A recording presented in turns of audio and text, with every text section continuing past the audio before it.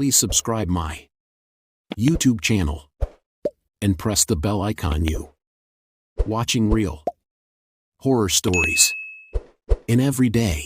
Haunted swimming pool. Mario अपने बेटे के पैदा होने के बाद परिवार समेत गांव से शहर में आकर बस गया था। शहर में रहने के खर्चे बहुत थे, तो मारियो सुबह से लेकर देर रात तक अलग अलग जगह साफ सफाई का काम करता था। कुछ ही दिनों में उसकी एक स्विमिंग कोचिंग इंस्टीट्यूट में नई नई नौकरी लग गई थी।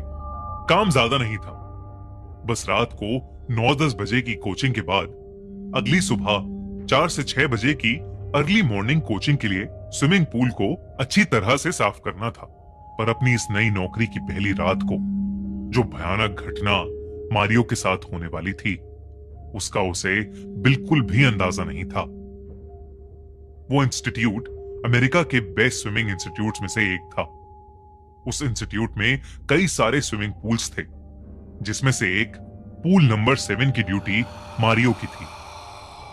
अपनी नौकरी के पहले दिन मारियो अपने टाइम से भी पहले पहुंच गया और कोचिंग खत्म होने का वेट करने लगा। पूल नंबर 7 में जहां सब लोग स्विमिंग कर रहे थे, वहीं मारियो को अंधेरे में एक लड़की दिखी जो बस उस पूल के एक कोने में खड़ी पानी को घूरे जा रही थी। मारियो उसे ध्यान से देख ही रहा था कि अचानक पूल का मैनेजर वहां आ गया। जब मारियो ने पलटकर उस लड़की की ओर देखा तो वहां कोई नहीं था, बल्कि वो लड़की उस पूरे पूल एरिया में कहीं नहीं दिख रही थी। मारियो को उस लड़की का अचानक 2 सेकंड में वहां से गायब हो जाना बेहद अजीब लगा। वो कुछ और सोच पाता कि उससे पहले ही मैनेजर ने मारियो को काम समझाना शुरू कर दिया। कुछ देर में कोचिंग खत्म हो गई और मारियो ने पूल की सफाई करना शुरू कर दिया। रात के करीब 12 बज रहे थे और उसके अलावा उस पूल एरिया में कोई भी नहीं था। मारियो जब सफाई करते करते थक कर पूल के दूसरे कोने तक पहुंचा तो उसे दरवाजे के पास एक परछाई दिखी। उस वक्त वहां किसी और का भी होना थोड़ा अजीब था। उसने जोर से आवाज देकर पूछा कि वहां कौन है, पर उसे कोई जवाब नहीं मिला। मारियो फिर से और जोर से आवाज लगाने लगा, कौन है, कौन है वहां? जब उसे कोई जवाब नहीं आया तो वो अपना काम छोड़कर दरवाजे के पास जाने लगा। जैसे ही वो नजदीक पहुंचा, वही लड़की जिसे उसने कुछ देर पहले पूल के पास खड़े देखा था, उस दरवाजे के पीछे से निकलकर बाहर की ओर भागी। मारियो भी उसके पीछे पीछे दौड़ा, लेकिन वो लड़की न जाने कहां गायब हो गई। बाहर बैठा गार्ड अपनी नींद पूरी कर रहा था।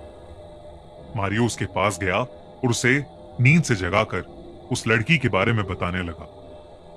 गार्ड भी हड़बड़ी में उठा और वो दोनों उस लड़की को पूरे इंस्टीट्यूट में ढूंढने लगे, पर वो कहीं नहीं मिली।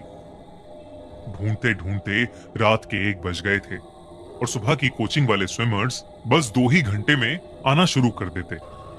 इसलिए मारियो फटाफट अपने काम पर वापस लग गया।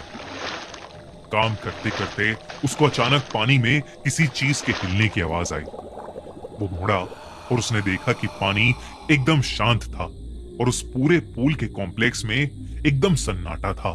वो उस आवाज को किसी कीड़े की हरकत समझकर अपना काम करने लगा। पूल के आसपास का फर्श साफ करके वो पूल की तरफ मुड़ा और आखिरी बार ये चेक करने लगा कि पूल अच्छे से साफ हो गया है या नहीं।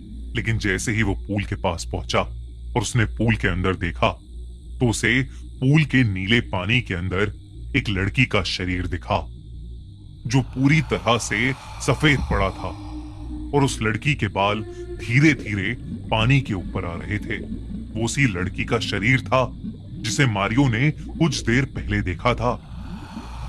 मारियो बहुत ज्यादा डर गया। उस लड़की की लाश ऊपर आ रही थी।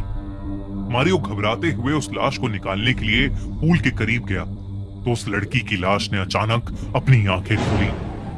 उस लड़की का चेहरा सफेद पड़ा था और आंखें एकदम लाल थीं। मारियो उसे देखते ही घबरा उठा और डर के मारे उसका पैर फिसल गया और वो पानी से भरे उस पूल में गिर गया। जब उसने बाहर निकलने की कोशिश की तो उसे ऐसा लगा कि किसी ने उसके पैर पकड़ लिए हैं और वो पानी के अंदर खिंचता चला गया। मारियो खूब जोर से चिल्लाने लगा, पर उसके चिल्लाने का कोई असर नहीं हो रहा था और वो पानी के अंदर डूबता जा रहा था। अब पानी मारियो के मुंह और नाक में जाने लगा था। मारियो की आंखों के सामने अंधेरा छाने लगा था और धीरे धीरे उसकी आंखें बंद हो गईं। उसकी आंखें खुली तो उसके सामने वही लड़की थी जिसका शरीर पानी में पड़ा था। वो उस लड़की को देखकर और घबरा गया और उसने अपनी आंखें बंद कर लीं। वो जोर जोर से चिल्लाने लगा और कुछ देर बाद जब उसने वापस आंखें खोली तो उसे एहसास हुआ कि वहां सुबह की क्लास के लोग और वो सिक्योरिटी गार्ड खड़े थे और वो लड़की दूर दूर तक कहीं नहीं थी।